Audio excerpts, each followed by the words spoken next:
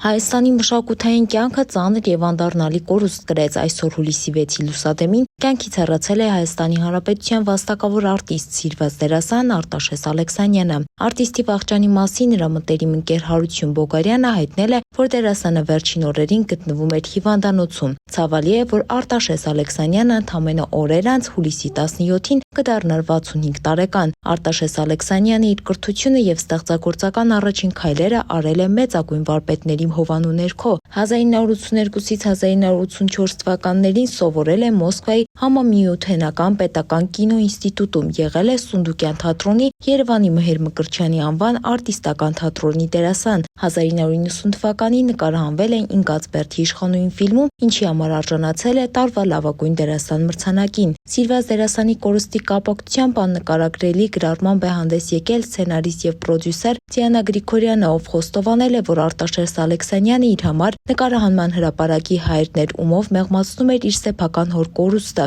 Արտիստի մահվան ցավով են արձագանքել նաև նրա մյուս գործընկերները։ Արմեն Պետրոսյանը, նույն ինքը Մենչը, բացահայտել է դերասանի վերջին չիրականացված ստեղծագործական ցանկությունը, որ ցանկանում էր իրար հետ միասին ներկայացում անեին։ Դերասանուհի Էլիզ Մելիքյանը, ով Արտաշես Ալեքսանյանի հետ նկարահանվել էր վերջին զանգ հեռուստասերիալում, նույնպես կիսվել է իր վշտով։ Երիտասարդ դերասանուհի Ռոզա Դավթյանը հրապարակել է լուսանկար եւ վերհիշել մեծանուն դերասանից ստացած ամենաթանկ գովեստի խոսքերը։ Կմաղթեմ մեր երկրին խաղաղություն,